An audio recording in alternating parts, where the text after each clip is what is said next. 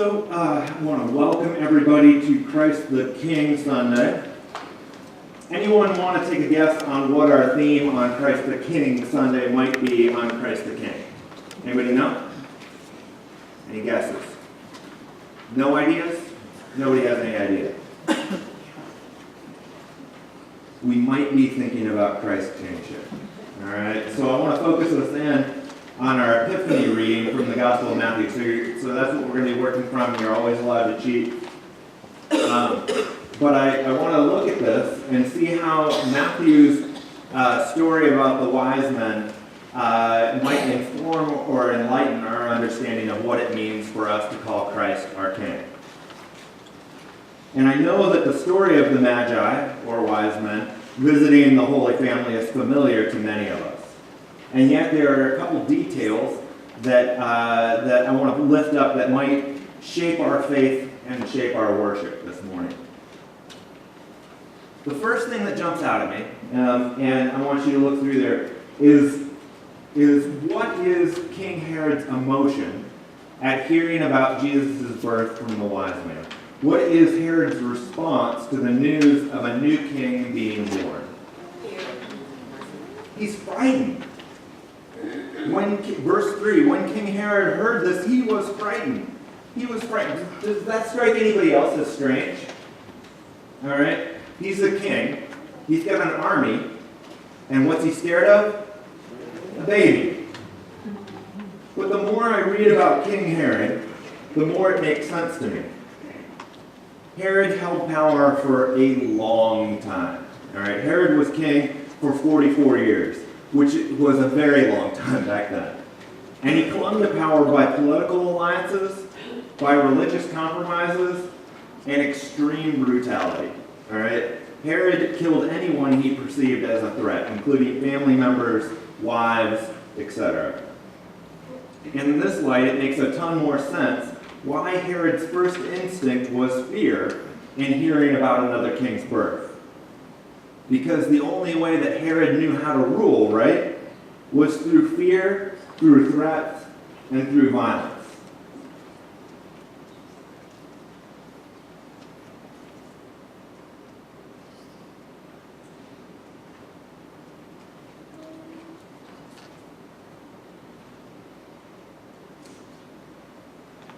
If there was another king, if there was another king born, what would this mean for Herod?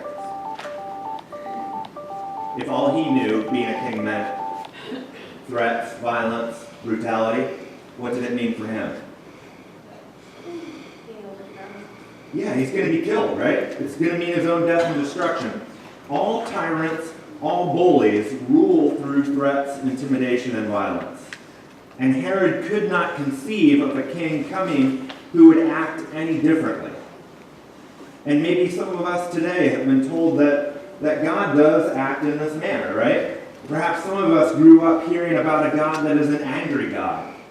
A God that keeps score of all of our misdeeds and mistakes. A God who is eternally disappointed in us.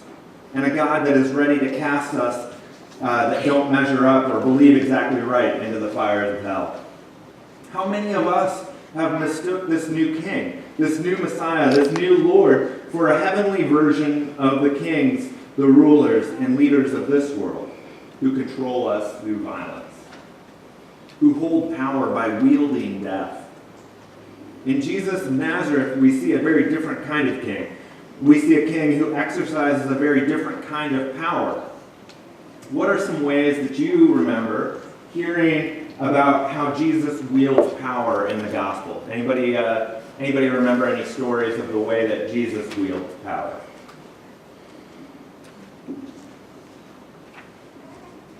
He does miracles. What are some of those miracles? Made the blind man see. He healed a blind man. What else does he do? Raises Lazarus from the dead. What else does he do?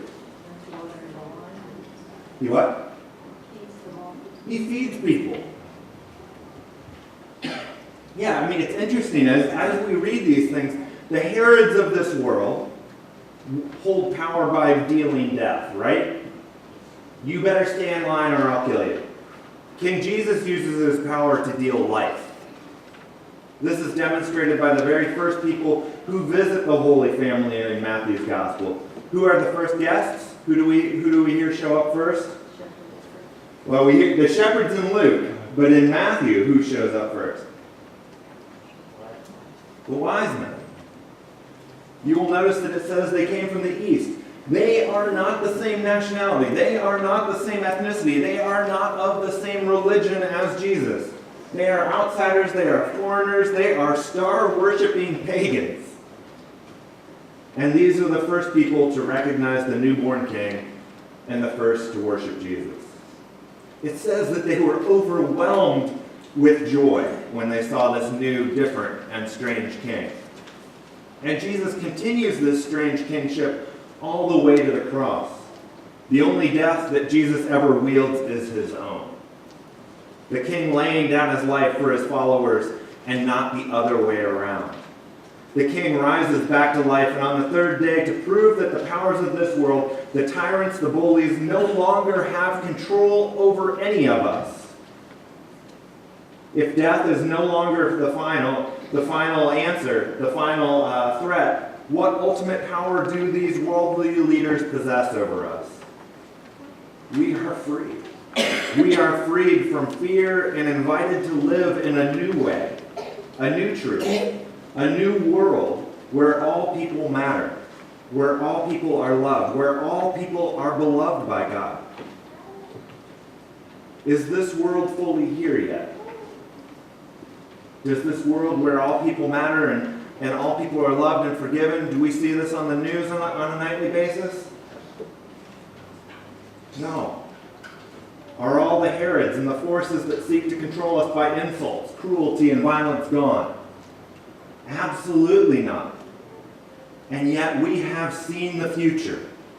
We have seen the truth of the resurrection and the world that is to come. Christ our King invites us. Christ invites you. Christ invites me to live into this new reality here, now, and today. Christ the King calls each of us, not just one Sunday a year, but each and every day to live knowing who the true ruler, the true leader, the true king of our lives is. This is why our church cannot just be a place where we go to. Church must be a place that we go from. This is why we take gift tags for our youth in need at Glade Run. This is why we serve meals at the Salvation Army, but also we give money to feed others around the world. This is why we've hosted educational events, teaching our community about addiction and Alzheimer's and providing resources for those who are suffering. Christ's kingship calls each of us to live differently, to be different, to love differently in our schools, at our workplaces, in our homes, in our communities. We are invited to wage peace. We are invited to be hope mongers. We are invited to give without counting the cost or without expecting a return. This is Christ the King Sunday. This is today, and this is every day. Thanks be to God, and amen. Amen. At this point, I would like to invite forward Ms. Jessica, her parents, and her sponsor.